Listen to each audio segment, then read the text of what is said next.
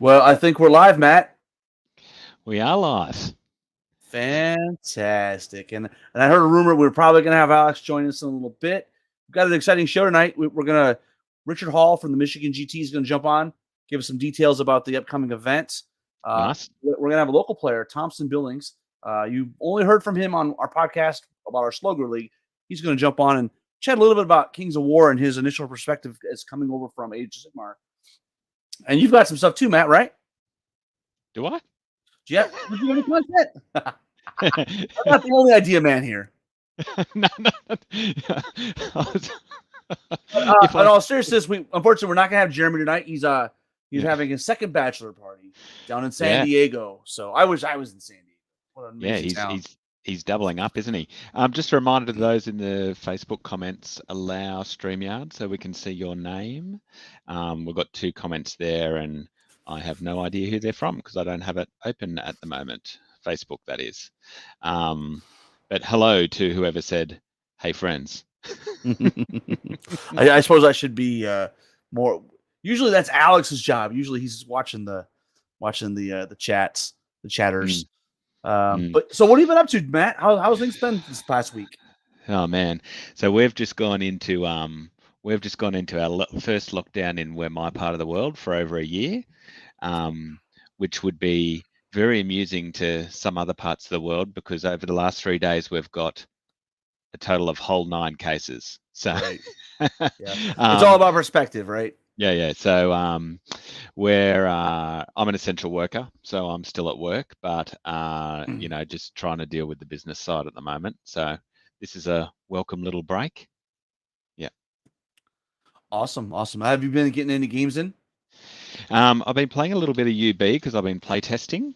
So I haven't. Well, I couldn't play last week. Yeah, and I would normally play on a Monday night, but with lockdown, we're not allowed to.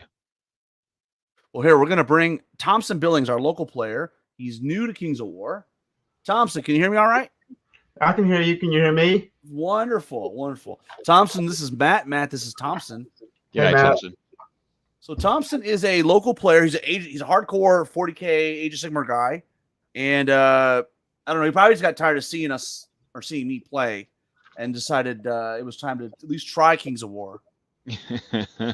You ambushed me in front of the display. I was forced into it. He is a hardcore Salamander player, or I guess Seraphon would be the correct term. Yeah, Seraphon, but I do have my nice Salamander models I'm building right now. Nice. So somebody dubbed Austin the army dealer, and there's a reason for it because I think Thompson's purchased maybe 7 or 8 of them at this point. So, Thompson, what is it about Kings of War that you did finally make the leap? I mean, what was it about the game that, okay, I'm willing to give it a shot? So it's everyone's favorite story about me when I came and took you up on the offer of demoing, and I broke your model, and I was really embarrassed about it. I think I apologize more for that now than anything else. But the rules in that game are a lot more rock solid than maybe AOS or 40K because those games, while the miniatures are wonderful and the lore is great, and been inundated my whole life with it, it's not very balanced. It's fun, but it's very much a competitive player is a competitive player, and it's hard for them to kind of temper down. And a casual player is a casual player, and it's hard for them to really compete or go up. It's really bracketed. Where Kings of War, the community is a little smaller, a little more niche, maybe. I don't know. Here it seems like it's the biggest game in the world in Memphis, Tennessee, but it's the rules, Rob. Also, I love the Salamander and Naiad models. I don't know. It just harkens back to that 5th edition Kings of War or the Warhammer Fantasy Battles. That I just like that aesthetic. Well, and the new models are super good. These are super good, man. Unbelievable. I was gonna ask your opinion on that, Thompson. Being a Seraphon player from GW, how do you like the models comparatively if you've got some of the new stuff? So I went wild in our Discord. I think everybody sent me a link to when it was released, and I we had a GT the weekend that it came out, and I put 2 of the mega box and the mini box back, and I was like, oh man, I'm not going to buy this, but I ended up buying a Phoenix because I like that model too. And then I think it was the next week I came in and Austin handed me a basket and he's like, it's time. So I bought the Mega Army box, 2 of the Cavalry boxes, the Rhinosaur Cavalry, 4 Tyrants, and 2 Scorch Wings. So I've gone in. I was going to just use my Styrofoam model because I got a lot of them just hanging around. But those sculpts, man, and you gotta. I want to make sure that that Mantic doesn't just feel the love; they feel that the models moving off the shelves. We had somebody yesterday that actually purchased. They don't play Kings of War. They purchased the Tyrant models to use as Croxagores in the Seraphon army because they're better than Croxagores. Yeah, I mean they're awesome models. Look, the Croxagore are good, right? Like that's what I was using for Tyrants. Was going to use, but it's better. It's better, man. It's a better model. Yeah. Yeah, and the price isn't bad, right? I think it's $45. I think it's it's competitive with the Croxagore from GW. I think it's about the same. I don't know. Having bought 21 of those at this point, I think I would know. But it for Mantic, it seems like that maybe some people have blanched at it, but having bought a tremendous amount of GW in the last 2 or 3 years. It's not bad for what you get. You get a couple of options with these guys, and they look fantastic. The detail is unbelievable. Well, maybe talk to us a little about your first tournament experience. So how'd that go? It was great. I've been in a few AOS and a few 40K events. I've been playing competitive Magic for longer than I would think. I actually turned 41 last Wednesday. Been playing since Alpha. And I was really scared. I probably wore out Rob's email box trying to, because I didn't want, he's my buddy. I don't want to mess up his GT. And I wanted to be prepared. And you couldn't ask for a nicer, more welcoming community. I didn't know really anybody besides Rob and Austin and my friend Jeff. And then a couple of local players, Tyler, Dan, Nick. But I played Tyler once. I played Austin once. I wish I had played people I didn't know, not because Tyler's not nice. I mean, Austin is, okay. But everyone I met from out of town, all of the brawlers were fantastic. Yeah, it was great. I saw a lot of armies I haven't played against. And just, again, couldn't be a nicer community to be a part of. Yeah, John Paul Fuller Jackson makes a good comment that, we've talked about the quality gap, and I think it's closing, right? And I think Salamanders are another example of that step forward, that it is in fact closing.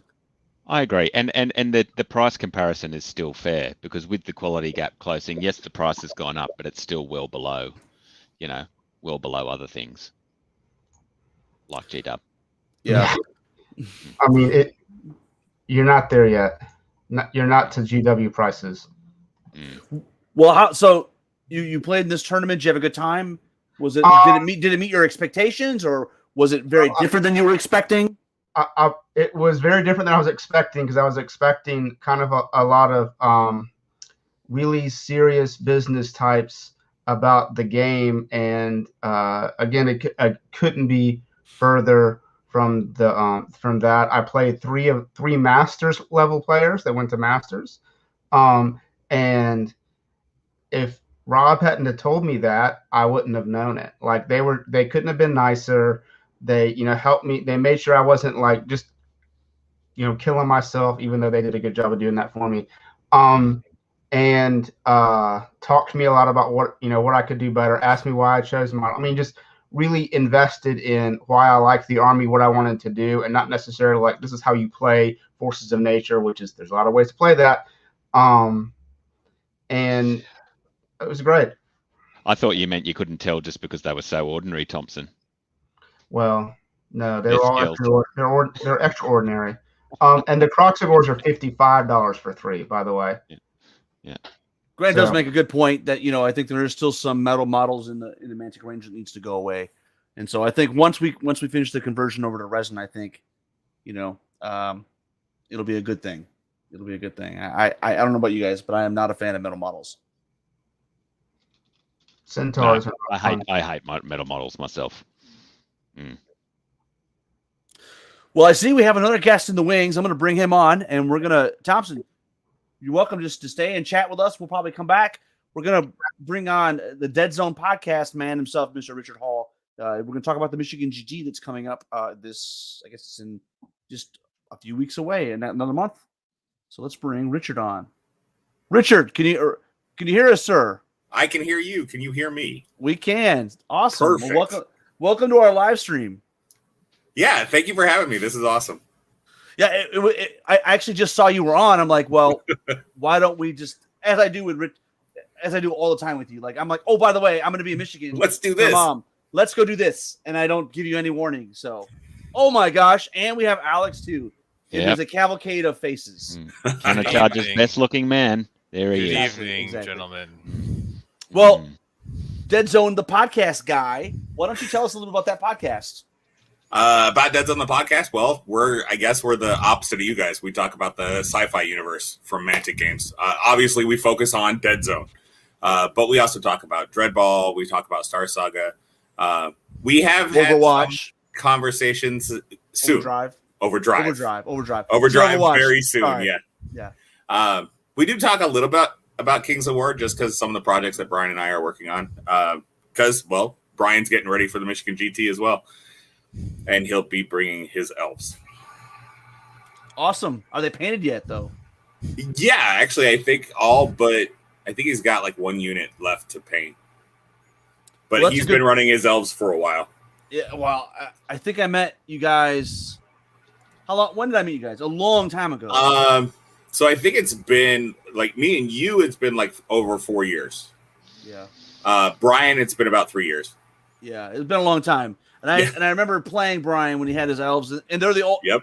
Give him credit; they are the old Mantic elves, and he's just like. And First he actually started with the GW elves, and has gone completely 100% Mantic, and it's all the old elves. And if you've never met Brian, he legitimately is probably the nicest person on the planet. And when you beat 100%. him, you feel terrible about yourself, and you have to rethink your life choices because you're like, it's like you just kicked a puppy. You know, it's just like, oh, thanks. Not quite. He a wins all the 12-year-old. sportsman awards. He Yeah, it's does. not making a 12-year-old cry, but hey, No, we can't all be Jeremy. Well, let's jump in and talk about the Michigan GT. That's we were curious to talk about that. Sure. I will bring up the site here. October 8th, 9th, and 10th. Nice. It's gonna be a packed fall in the area. It's gonna be good. Absolutely. So I will be there. I know what's the signups looking like right now. So I think the signups they just posted it. I think it's like 10 so far. Okay. We need to get out there, guys. If you're local, and the Michigan guys in general are one of those groups of people that they wait till the last minute. Don't wait. No, in fact, Blake is actually doing some raffling for everybody that signs up by September 1st. On or before September 1st, he's doing some additional drawings for more prizes. Awesome. And that's For Blake you Frode, Kings of War players. who's out Yep. of Midland. Midland. What am I doing? Oh, nice. Midland. I played yeah. Blake in UB tournament last year. Yeah, he's a good guy. he's He's really super good nice. guy. And his son, Kyle, is also very cool, too. They're a good group of guys. But, to be fair, all the Michigan guys are cool. We try which to is be. why, which is why you should come down when the border opens, Alex. It's not that Yeah, far. it just opened up, so I'm looking into Yep. it because I know Crossroads got filled up pretty quickly, and I didn't sign up for that because when the signups opened up, the border and vaccine situation was like up in the air here, so we had no idea what was going on. So definitely looking at my fall GT options now that the border's opened up. So what 8th, part of 9th, and 10th, and it's close. it's in Lansing, right? It's in Lansing, yeah. Let me Yeah. just quickly Google that. Lansing. Well, so Hamilton to- if you can Hamilton get to there, Lansing. I will put you up. My mom obviously lives in Lansing, so we will have a bed for you. So yeah. And so all of the information about the tournament is all posted, and there's the painting rubrics all posted. It's at the Lansing Center, which is For those that are not in the know, it's kind of like it's the Lansing Convention Center, basically what it is, right? And it's right on the river, right downtown. It's pretty swanky. Yeah, it actually has a bridge to the hotel. Right, the Radisson across the bridge. You can actually see the bridge right there. It's pretty, it's weird. I'm from Lansing. You live in Lansing, or you live outskirts of Lansing. So Just I north. think it's a pretty awesome town. It's pretty underrated. I think historically it's got a blue collar feel, but it is the state capital. Yep. So there's a lot of government stuff there. And obviously the state capital kind of dominates that, and the Michigan Bank Tower kind of dominate the skyline. But it's a great place to play, and I'm super excited. It's one of those things where up until this point, you guys have it's been a 1-day event, right? Yeah, so we've had quite a few 1 days here at Evolution Games, which you've played in a couple of them. Mm-hmm. And there's been some, I think one of the first tournaments was at AFK, and that was 3-some years ago. And thanks to, because Blake absolutely loves racing. So that's the theme of why. the event, right? It's a racing theme. And Yes. so everybody gets a free chariot. And I'm assuming somewhere in the pack it tells you what the chariot looks like. Yes. Right here, He's Chariot got it in the X. packet, yeah. It's right here. So, yeah. Awesome. It's Well, that what else extra do you want to tell flavor. us? What else do we need to know? Because there's a lot more than just Kings of War. There's Right. Red Ball. So for Mantic specifically, we have Dead Zone Friday night. Register at 6 p.m. Rolling dice at 6:15, 6:30. It's 150 points. I will actually have additional teams there. Lists already pre-made, just in case people want to drop in. You still have to pay up front, but you can pay there to play. Obviously, we want more people to pay in advance. But for those that haven't played or weren't sure they were going to make it, but they are able to get there, we will have teams available for you to jump in and play. One of the reasons why I love Dead Zone is because you can learn it with after 2 to 3 rounds. And then Saturday, of course, you guys with Kings of War, 2,300 points. Let's see, it's check-in on Saturday is 8 a.m. And then on, let's see, I put notes down. Trying That's to follow okay. them. Hey, real quick question we got from Grant Feder. How Yeah. is the COVID situation in Michigan? Is there any potential for the event to blow? Actually, so it's actually not bad. I mean, so about 70% of the state is vaccinated. They are looking at potential mask mandates for schooling, but there hasn't been anything that's dropped to the businesses yet. And of course, the Michigan GT crew and the Lansing Center are keeping a close eye on everything. And everything will be adjusted as it goes, but it should be good to go. And a quick plug, you just had a tournament organizer on Dead Zone the podcast, is that right? Yes, we did. Jeff, he's been one of the guys that's ran the GT. And this is kind of a big deal for them for this year because this is the new venue for them. And of course, the Lansing Center is pretty much the biggest venue in our area. Yeah, some people see the price tag, right? Because I think it's $8 Correct. for the weekend.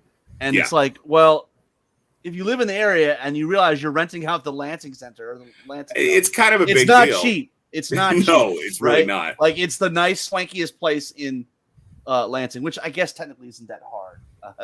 No, not really. We're pretty lowbrow crowd.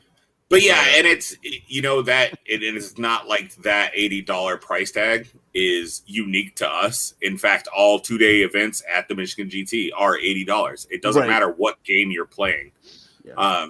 And they're keeping it even and straight across. Now, like with Dead Zone and Dreadball, both of our games are partial day tournaments. So they're only $20. Pass. Right. Yeah. Yeah. And there are no passes for the GT. You pay for your tournament, and that's the only thing you're paying for. Outside of that, you can go around and check out. There will be some vendors there. There will be a ton of games going on. I assume Element Games. I'm assuming your store, Evolution Games, right, will be there. Evolution will be there. AFK will be there. Badger Brushes will be there, I believe. Well, they're out of Detroit, right? So it makes perfect yeah. sense. And I know there's some scenery places that'll be there. There's actually a couple other, I don't know, have all the specifics for everything that's going to be there from a vendor perspective. But 2 years ago at the last one, there was one TT Combat will be there. I think there was like 12 vendors 2 years ago, something like that. Yeah, it's a good mid-size, right? It's not a tiny convention. But no, it's so it's about 500 to 800. Right. So it's around the size of NashCon, really. NashCon is in that range as well. So awesome. Perfect. Alex and Matt, you guys have any questions? No, I didn't. I like the idea of a charioteer model as the free one. It's something you don't really see very often. Mm. Yeah, now I'm thinking about what do I need to do. The only problem is I don't really need chariots in my Kingdoms of Men list. It's not about a need. Yeah, I get that. I get that. I like that idea for a tournament. It gives you something to do something a little outside your normal, and then it gives you something to mix up your list, because everyone always has I have a 2,300 point list. I have my 1995 point list, and then you're you add in that special character, and you're well, do I try to synergize with the special character, or do I just add it on to my normal? Add it on list? and have some fun with it. Yeah, exactly. So I think it's a good way to mix things up. Yeah, definitely. And of course, for all the Kings of War players, please, by all means, if you want to, play some Dead Zone. And also some Dreadball, because that's going on Saturday night at 7 p.m. And that's a league straight out of the book. It's a starting team, and we will also have teams there for that as well for drop-ins. Mm-hmm. Is there anything we didn't cover? Did we get everything? I think so. Well, I know that in there's a ton of stuff. We do have specifically for Kings of War, there's the overall award, Best Painted Army, Best Charioteer, Best General, Player's Choice, the Counter Charge, and then Jesse Cornwell Best Sportsman Award. Nice. That would be really cool. Yeah. Yeah. Well, I know. I just checked. It's 4 hours from Hamilton, so I think I'll definitely. If you can make it, I mean, we're coming yeah. up. I'll go to bed for you, so just come on, man. Yeah, I got make it happen. I live 10 minutes from the venue, so come on, you got to make it happen for my event. So I got to budget my time, but yeah, I think it should be doable. It should be doable. Matt, maybe sometime in the future. Yeah, Matt I think it's probably only about 24-hour flight for Matt, so that should be okay. I think I'm gonna have to do a 1 year tour one day. I think. Yeah, you just have to come over to North America for the full year. Yeah, yep. I'll just make it a royal tour. I'll practice my way. We'll get you a nice convertible to drive you around. You sit in the back, and exactly. Well, is there anything else we missed on the Michigan GT? No, not really. I think it's gonna be a lot of fun. With Mantic having a bigger presence there, I think it's gonna be a blast for us and to help build our community here in Lansing. So let's get out there, sign up. Grant, I expect you to sign up. And if there's a chance for a Grant Feder, that's another draw for for me to drive. Well, if we can get Alex and Grant, that's two handsome guys. So we're in a good company. They should have a handsome off. Hey, once I get my schedule sorted out, Grant, coming for you. You owe me a fun game. You said so. Well, awesome. Thank you for coming on. I really appreciate you taking the time chatting with us about the Michigan GT. No problem. Thank you very much for having me on, guys. Awesome. Thanks, man. All right. Well, let's get back over to Mr. Thompson. I'm on camera again. Alert. He's like alert. a muskrat. He's like, alert. I want to comment on your awesome paint area. It looks like you have slats on the walls, like they have in stores. This is a restored old home. This home was originally built in 1871, and the big house, as we call it, where we live, burnt down and was rebuilt in 1913. And this house is original to that time. So this is the original wall. It's kind of trail. It's so this was the how should I put, the American South has a dark history, and this was part of that. People lived here that were here by force. And that brick thing here, there's a stove, and these where it's like a bed area, and there's like a kind of kitchenette thing over here. It's on the Tennessee Historic Home thing, so I can't tear it down. So I just turned it into an office. So I'm at my office computer here. The camera is is provided to me by my office, and my kids generally are over here or behind me. This is actually my daughter's paint desk. It's very messy right now. My paint desk is a TV dinner tray that you fold out. And because she's the perfectionist. And in fact, my 13-year-old and my 6-year-old painted my entire Kings of War army. So, well, that's one of the things I was keen to get you on to talk a little about, because Matt is all about child labor. Yeah, you've got your daughter is she's a pretty interesting character, right? I've seen her be a little scrappy. Yeah, with Magic. Yeah. My 13-year-old. So if you know Magic, the blue-black Dimir Rogues is it's like the most toxic part of the standard meta right now. And when it came out, I have been fortunate in life, and I want to make sure my kids and I have a good time and enjoy my hobbies together, hence the painting. My 17-year-old, I don't feel like I'm old enough to have one of those, but she only likes Magic and D&D. So I play D&D. It's not my favorite thing, but I love Magic. So she comes with me on Friday nights. Cameron, my middle daughter, I have 3 daughters and a young son. She started coming, but she is very competitive, and she's very. Have you ever seen the animated How the Grinch Stole Christmas, like little Cindy Who? That's what she looks like externally. On the inside, she looks like the Grinch. So, she and also tells a story. She doesn't care about losing, so she'll play and play and play and play and play and play. And then when she wins, she's like, "Just so you know, you got beat by a little girl." And then when she tells the story of like her mother's like, "How'd you do?" She's like, "I beat 3 grown men tonight." Well, so she was. I have friends out here. I moved out to Millington, which was our old house is, and she was playing, and she kept saying that, and I was like, "Hey, like this is supposed to be friendly, and you brought this toxic meta deck." And she said, and I guess that's what they say on the internet, "Get good." And so she's been grounded for Magic for right now, and every Friday we go play Friday Night Magic. I'm like, "Can you behave tonight?" And she's like, "Define behave." And I was like, "You're staying home." But she'll paint, boy. She has her little hose is down here. I guess it sucks up the airbrush stuff, like the spray off from the airbrush. Her airbrush is under here. She's got 2 of them. She has a Badger and an Awada. There's her fan that's supposed to go back up to her room. But she is an excellent painter, and my 6-year-old is a 6-year-old, so she is less excellent. And the night before going to the tournament that Rob so excellently TO'd, they brought me these 2 D&D miniatures for my Scorch Wings. So the model hadn't dropped yet, and I wanted to, if Mantic made the model, I wanted to make it. So I was going to drop the Scorch Wings. And one of them, you could tell it's Cameron all over, base shaded, dry brushed. And the other one is just like my daughter took GW contrast paints and put it in like a turkey base or just squirted it everywhere. And then Cameron is like trying to get it fixed, and it didn't fit on this base. And so I heard him outside my office door, like clicking the base, trying to get the bases to go together. I knew that it was, not a cat or something when Cameron was like, "Peyton, give me a second. I need to cogitate." Who says cogitate? My 13-year-old does. Or she'll also say, "Please discontinue." I was like, "That's not the way to use it." She's like, "It's the way I use it." She's, I want her to play Kings of War real bad. I think she'll be much better than I am. She's much smarter than me. And she loves to paint, and she really is getting into basing.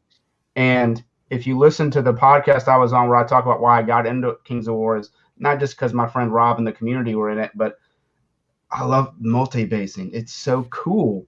Like that this game has this excellent competitive and casual thing, but also a wonderful hobby thing. So I think my 13-year-old would take to it, as long as she doesn't turn into part of the toxic few. Well, she might. It's okay. We're not that bad. Well, she is though. I'm protecting you guys. No. I meant us toxic few. We're not that bad. No. Oh man. She'll give Kings of War a bad reputation. Yeah. Hmm. It's Well, Oh, Go ahead, Rob. Alex. No, I go don't ahead. even know. I don't know what I was gonna say. No, I was gonna say, but your army is almost exclusively painted by or mostly painted by your daughters, right? And they've done. I know you've got a couple hordes of forest shamblers. You've got a horde of ensnarers, right? I got so all the naiads were painted by Peyton, who is my 6-year-old, because she likes fish, and all of the nature element, the tree herder, the beast of nature, the forest shamblers, and one Pegasus was painted by each of my daughters, but was Cameron. And so I came in the second of the GTs, like I wrote a backstory for my army, and it said they're the 2 fairy princesses, one of the woods and one of the sea came together, and that's my forces of nature. And I had thought about repainting it because I'm not a terrible painter. But it would lose a lot of its charm. And if I have to do something that my 6-year-old painted for me to, like, if I'm trying to do that to win a tournament, like, it really kind of loses what's special to me about Kings of War, which is like really the community, like the gameplay is unbelievable, and really the hobby aspect. And, part of that community for me is my family that hobbies with me, back here. God, I need to clean this. Well, what are some tips, right? Because you are living the dream, right? I have a 13-year-old, or 12. She's going to be 13. That she used to do stuff, but I have a paint station sitting over here, hasn't been touched in a long time, and in fact, probably just need to make room for something else because So, what are your tips for engaging, your children in the hobby? Well, and this is the Kraken for Trident Realms. Don't buy one of those for your 6-year-old to paint. They don't like that. So I don't know who's going to paint that, but it needs to be painted for sure. Matt just hires the neighborhood kids. She's just like. That's what I do. I pay the neighborhood not to paint, but to assemble. That's my most hated part of the hobby. So I just like children, and then we just got to negotiate, and I negotiate down. Always start the negotiation low. Yeah, anchored low. So my 13-year-old, the painter, has a Sylvaneth army, and I was like, well, Daddy's thinking about doing these forces of nature. What do you think about forest shamblers? Huh? And she, they're metal, and she was like, I don't know about this. And then I was like, what if I buy you a second airbrush? And she was like, perfect. So it's a problem money can solve, Rob. You just either you gotta pay him or you just buy him stuff. And I let Cameron paint whatever she wants. So if she sees something on the Mantic side, or she looks at the GW side a lot, she looks at Etsy for 3D prints. That's how we found the fairy dragon. I just let him paint it, and eventually it gets to be where we were painting together. So I started out painting the forest, and we're like, this is how I want them to look. And then they ended up not like that. Like I was like, this is an elm tree, this is a redwood, this is a birch tree. And then Cameron's like, all oak all the time. They're all from one grove. This Wikipedia article says that a birch and a fir won't live together, so it's all oak. So don't stifle their creativity, even when you feel like maybe they need a timeout or take away their birthday or something. One of the things I think you do differently than I did in the past was I didn't. So you just let them do whatever they want, right? Like, yeah, I don't do whatever I want. Give them the model and just let them go, right? And I think my mistake was I'd be like, well, what if we could do a purple, or don't even just let them take it wherever their inspiration goes. Let them go that direction. Yeah, Train. Go ahead. No, you go. No, that's it. I mean, I just think that I maybe my trying to get her to go a certain direction or a certain color scheme. I think that might have, felt like I was stepping on her toes. The tighter you grip the sand, the more slips through your fingers. So 38 Special sings a song, "Hold On Loosely But Don't Let Go." So with the Naiads, you're dating yourself, by the way. 38 Special. I mean, come on, man. I'm wearing this cool lizard shirt. Yeah. So I'm trying to bring it back down, make myself younger. So the 6-year-old looked at her first Naiads when they were based, and she was like, And then she watched me paint. I was painting Raven Guard or something for a crusade. I don't know. I was painting something, and I was doing assembly line painting, like all black, all white, all red, all gold. And she was like, okay, all blue, all gold, brown things done. I was like, what about silver, honey? She's like, they don't have silver. I was like, yes, they do. She's like, silver doesn't live under the sea, Daddy. So I went back and painted all the models silver on their arrows. But they'll figure it out. Like, they want to be, I mean, she doesn't just do it because it's fun to slap paint on. I mean, it is fun to slap paint on this, but she wants it to look good because she knows other people will see it. And I think one of the things that really helped is on the site, Rob, you put up the picture of the army and they could see it, right? And so as soon as they saw that, they were like, oh man, what's next? What are we going to do next? What army are we going to paint next? And it's not salamanders, Rob. It's not, I'm going to paint that one. They're going to probably paint trident realms next because we got a good start on naiads. Awesome. Very cool.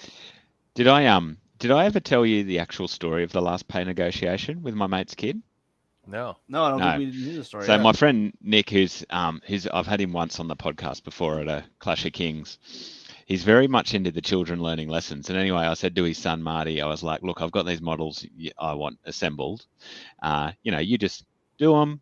Figure out what you want to charge me. Keep track of how much time. You can decide. And so he comes back to me and he goes, oh well, at work I get paid $12 an hour. So I was thinking $5 an hour for assembling your models. And I went, I couldn't do that to him. So I went, no. Let's pay your mate at least what you get paid at work. All right.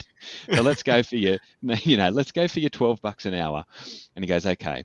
And then when he finishes it, he goes, look, are you sure? Because these models are really late.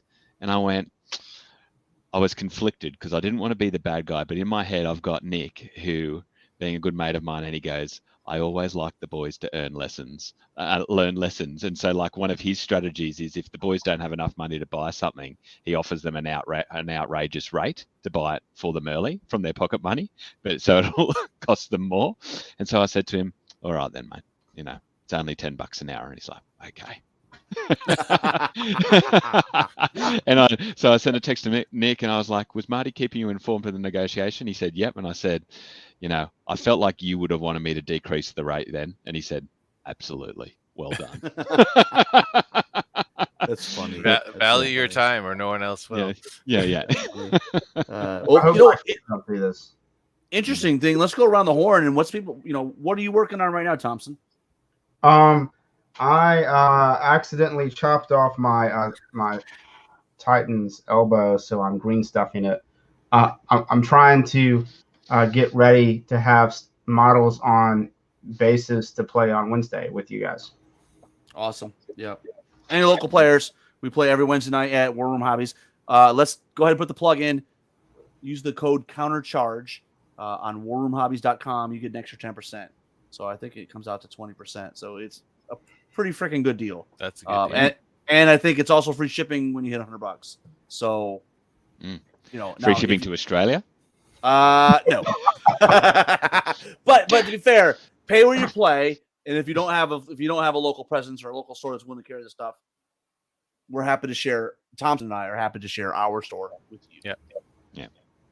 So, Alex, what are you working on? I'm sure you've got lots of hobby going on. Yeah, I actually played a real life game today, and I resorted to using my old rat army just because League of Rordia wanted to win. Well, I tried. I was like, in my head, I was thinking, well, if I run my tournament in October, I probably will be the ringer.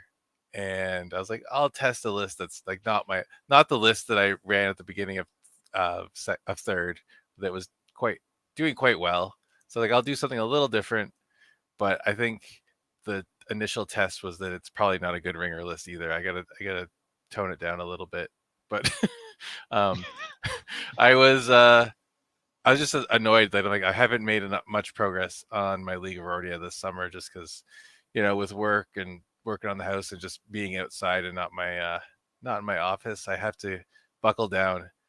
I got my honor guard that I need to finish. I have had them kind of half finished, kind of like in little bits, kind of planning out the conversion for the last couple of months, just like sitting there off to the side. So I think I just gotta get those guys assembled and primed and painted. So I think with all these fall tournaments coming up, I think I want to bring a new army. I don't want to end up just using rats again. So I want to get those guys done over the next couple months. So I just gotta buckle down and actually put some hobby time in. So what's your shirt say? Is it backwards? Does it say just okay? Destroy and surge. That's what I'm hoping it says. Okay, destroy everything. Fantastic. Okay, good. Matt, how about you? You been hobbying at all? No, I've been working on playtesting mostly. Got up early on the weekend to commentate. Have you been working offlane on the way you pronounce some stuff? No, because if it annoys people, I'm going to keep saying it. Grenadier all day, baby. Grenadier. Yeah. And Basalia. Hey, Yeah. No, I'm not going back for elocution lessons. I'm going to continue exactly the way I am. I just enjoy that you're sort of saying it in French, but you're saying it incorrectly in French. So it's kind of Yeah. Who it's cares, just like- man? it's just Who wrong cares? in every language. Yeah. Yeah. Who cares? John, it's already getting to John Paul. Grenadier, Grenadier, Grenadier, you know? Grenadier? I'm going to double and triple down on it. No, to be fair, on the stream on the weekend with Dash 28, I did say it properly, you know, because I didn't in another context. Mike made me dress up. He said, I can't turn up in these shirts for countercharge. I need to do something more professional for Dash 28. So bow tie it was. So no actual hobby. I really need to get some bases done up because I've got a bunch of models that I actually have completed for my Basalian army that I just need to get on bases. So thank you, Chuck. Yeah, you do Bless have a you. fan, Chuck. Yeah. Bless you. Well, on my end, I have so for NashCon we're doing a big participation game, and Blake Schrode, who was mentioned when we were talking to Rick earlier, he's coming down with a bunch of models that Mantic has provided. He's painted, and they use those models at like Gen Con and Adepticon for large scale participation games where you just show up and play. And my contribution is he didn't want to have to haul a table down, so I'm building have built a 10-foot by 10 feet wide by 6 feet deep. Wow.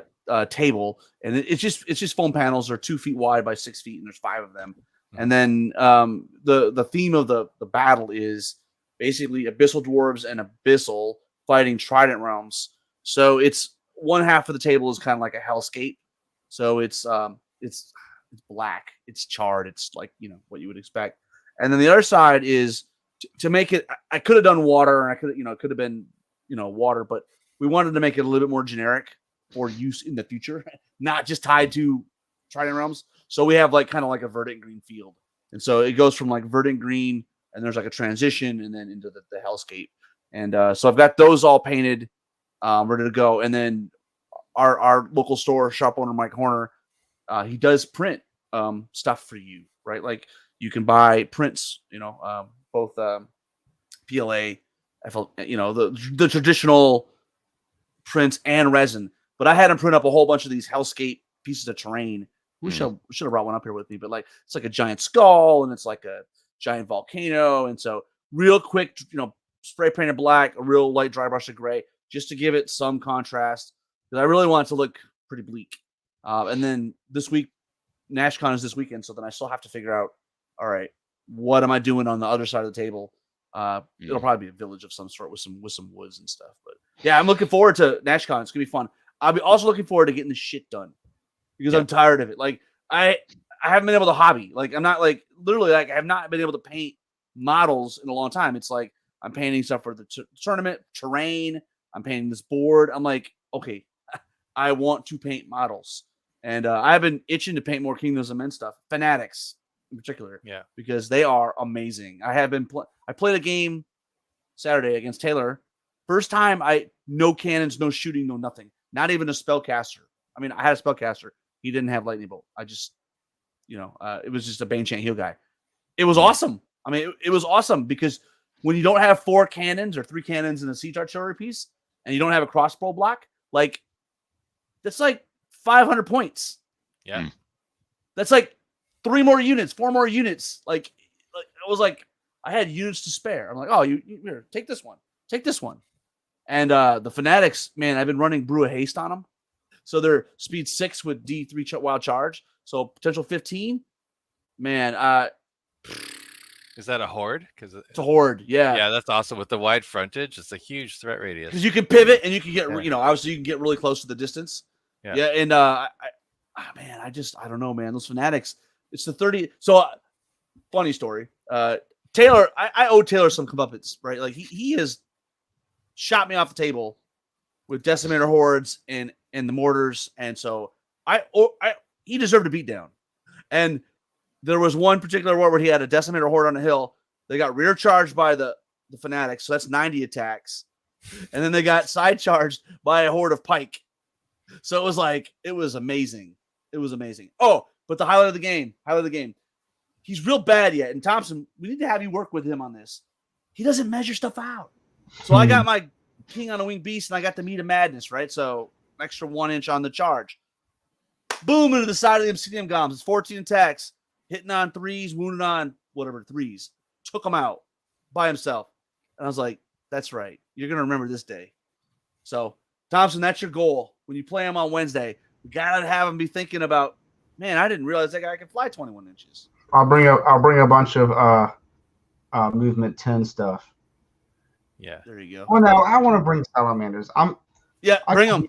I got D3 wild charge with salamanders. I'll bring a charge heavy list. Meat of Madness is my favorite item for like those 7 attack mini dragons. Like it's Oh so, my God. so good. And by not taking all of those, oh yeah, that's true. But by That's not from taking Steve all the Foster. extra shooting, you get it opened me up, man. Like I'm like, holy crap! I had 2 horde of Pike and a regiment of Pike because I'm like, bring it. You got cavalry? I hope you don't, for your sake, because the captain's gonna move Pike right in front of all your cavalry. Yeah. And then I have the assassin with the wings, who, man, people don't know what to do. Like they're just like, what do I do? He can kill chaff. Yeah. He can fly five into attacks. He can do everything. Yeah. He went into one of those regiments. It's a Abyssal Dwarf I was playing against. He ran into the small beast pack. Took him out, man. I mean, they're only like a 10-12 or a 9-11. He does 3 or 4 wounds. Took him out. Man, these I love Rob. Yeah. Well, that's true. So let's bring this. But comment but on. honestly, like who brings a dwarves in an Abyssal Dwarf army? Like that's just Madness. visible confusion. I don't know. Yeah. I'm really sorry, guys, but I got to run. All right, Get out of situation. Matt. We appreciate you logging on with us. See ya. Always a pleasure. Ooh. And he's still here. No, gone. Oop. So, all right. Well, Thompson, I have a couple questions for you because you are our resident AOS expert, and so, well, you literally are, right? You're our AOS coordinator.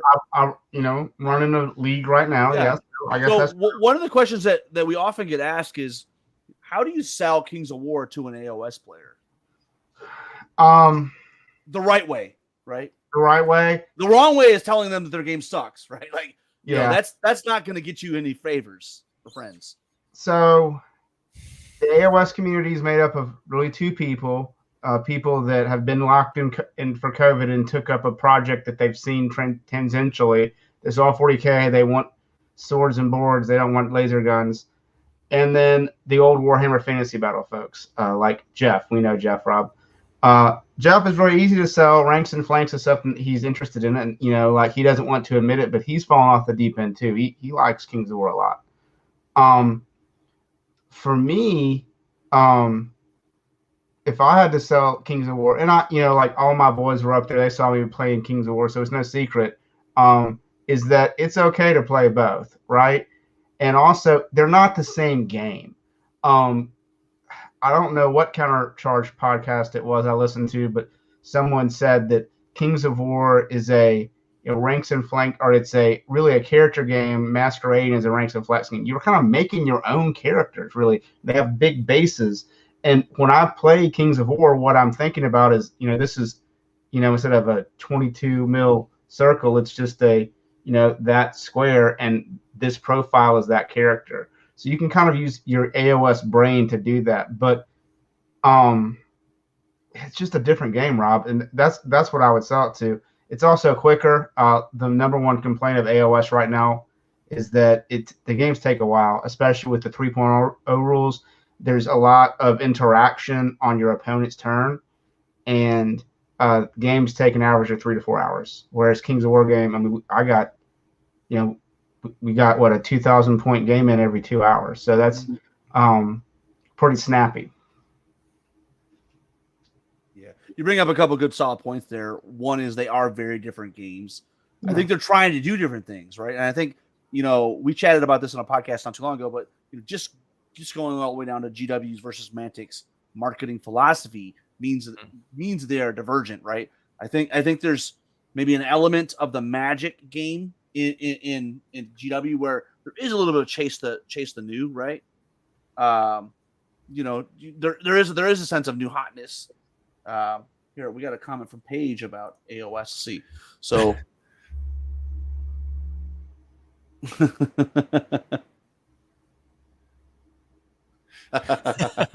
yeah, well, that's a good one too, right? Just picking up, the cleanup of the game is a lot faster in Kings of War because it's element based, right? So you've got maybe 12 units versus 100 models. I don't know. Yeah, I don't know how many models you have. You're right, Rob. It's 2,000 point game with Seraphon. I'm putting like 121 models on the table. I mean, it's a lot. Yeah, it takes a lot of time. But yeah, it's like I play Infinity like very infrequently, but it's like when you think about Kings of War and Infinity, you think that they're very different because like one's squad based and one's like ranks and flanks fantasy, but it's the same number of elements on the table. Like you have 10 to 20 units in Kings of War per army. In Infinity, you have 10 to 15 guys per army. It's the same number of elements that you're like picking up and moving around. And like something like AOS or 40K, you have 150 elements if you have a swarm army, right? It's Sure. Very, very different. And I know the comment was, half comical, but it was a point. A 3 or 4 hour game it's some time investment. If you lose, you feel like that time is worth nothing, because AOS is hard to learn. The rules are complex, and there's always so much more to learn, especially with a new edition like we have right now in AOS. In Kings of War, I know, like we were talking about Taylor, what Taylor needs to learn. Oh, I need to pre-measure. What I need to learn in Kings of War right now is I need to watch my flanks, because I forget, I'm really bad with leader point and flank still, because again, probably my AOS mindset that this is a unit and it doesn't matter if you hit me in the butt, and it does very much so. You get flanked, you're dead. So when I go into a game, I can focus on that one thing in Kings of War, whereas in AOS, I have to think about maybe 5 to 10 elements that I'm trying to improve in my game on. And I watch that in our new community for AOS. They are still figuring out really the game and their armies, and also your opponent's army. Where in Kings of War, there's a little bit of knowledge that you come to the table with about your opponent's army, right? So, and I would challenge converting. Like, obviously, I play both. I'm deep into both. I think that they're both wonderful, beautiful games with great communities and a lot to offer. But Kings of War is also one of the best games that you have all the models for that you don't know about. So you can just cut. That's what I did when I started. Was I got those MDF things from Horner's store and just sharpied. This is a cavalry unit, or this is a salamander unblooded unit, and played like that, and then put magnets on the bottom, flipped them over, and based on top of it. So it's a little bit easier to get into. Yeah, and like to your point earlier, like the whole multi-basing, aspect of the game is something that you don't get to explore in other games very much. Like I remember there's this one painting podcast that I was watching, or like video podcast I was watching, and they're talking about using cork and layering on bases like it's a crazy idea, and you're like, yeah, in Kings of War we build dioramas for each unit and like Yeah. some people do crazy things like with like cliff faces and all sorts of weird pools of water and what is it, tyrants coming out, or depth horrors coming out of the water at the shoreline or something crazy. Like every unit is a story, every unit's a diorama, and it's like it really opens up a whole new world of hobby, I think, that does not many other games offer. I mean, that certainly drew me to it. And having seen Dylan's beautiful salamander army, and obviously I'm the lizard king here.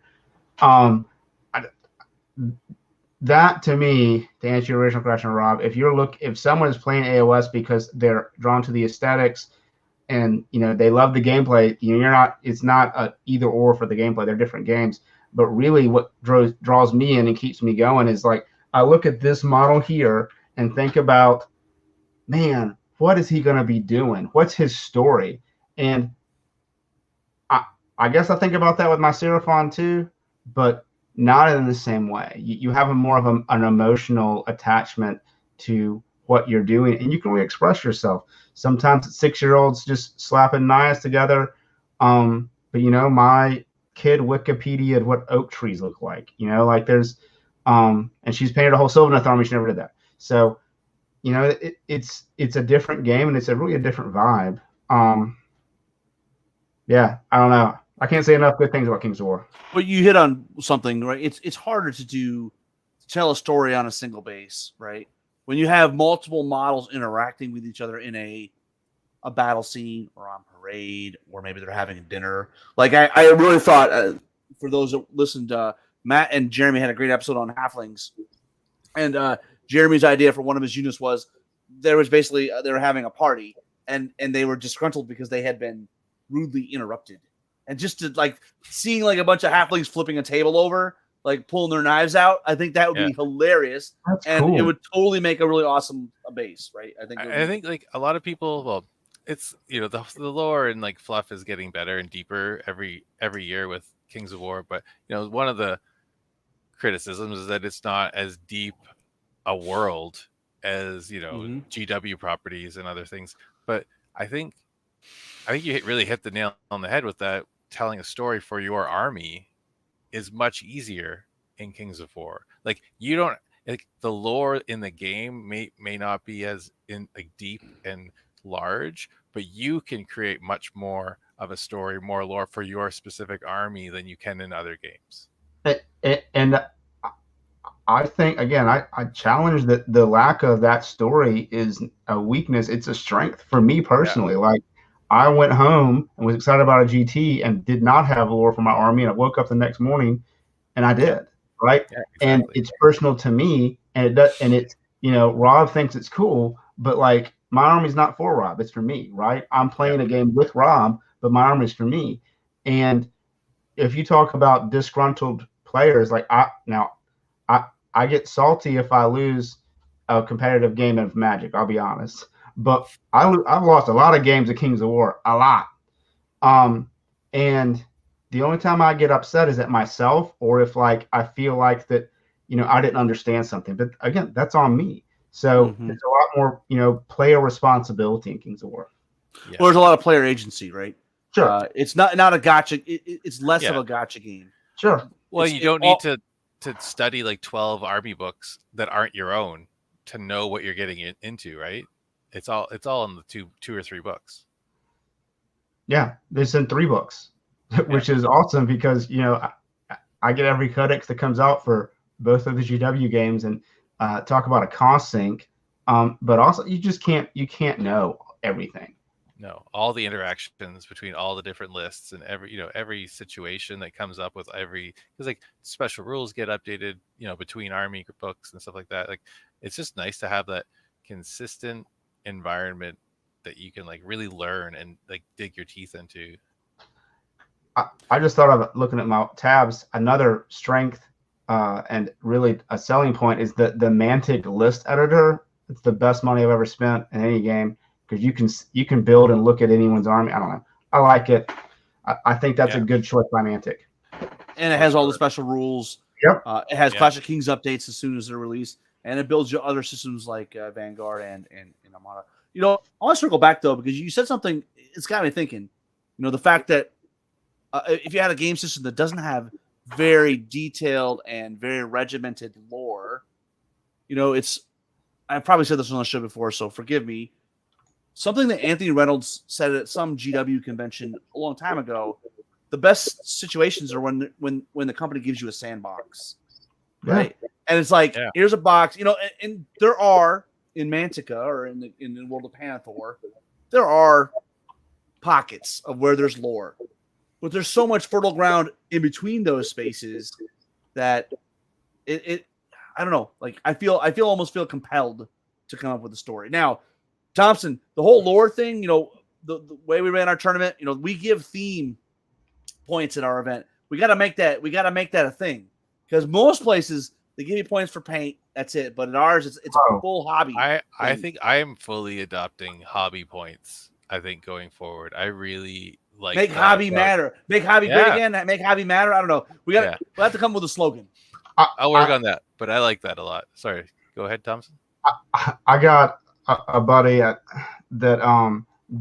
doesn't like that, but I really think that's what makes the Kings of War community so special. And again, I have just a limited slice. You know, obviously I have the, you know, I'm fortunate that I get to see Rob once a week, and I got the Brawlers here, and, you know, I'm a very supportive store owner. But it really was special to see people that were good on the table, were good hobby, good sportsmen. And I really think that's what makes this game special. It's not one thing, it's everything together, Rob. And I do think hobby should matter a lot. Like if you're, you know, generally if you care about the hobby, you care about the game, maybe, I don't know, but two of the best hobbyists I know in 40K, two of the best players I know. Yeah. I think that. Go ahead. Oh, it's just a lot of the times, like the top players are also very good hobbyists, and they're not, you know, they're good. Like the community is full of good sportsmen, but like you look at the people at the top of they're all rounders. There's very few that are like only about the gameplay. I think it would be boring if you were only right. Like if, you know, I always say it's a three-legged stool, you know, based on, you know, being a good sport, being a good hobbyist, and being a good general. And if any one of those legs are not fully supporting, the stool falls over. Yeah. So, you know, well, guys, we're at time. Before we go though, final thoughts. Alex, you got a final thought? No, I think I really like. I'm going to steal Thompson's about how the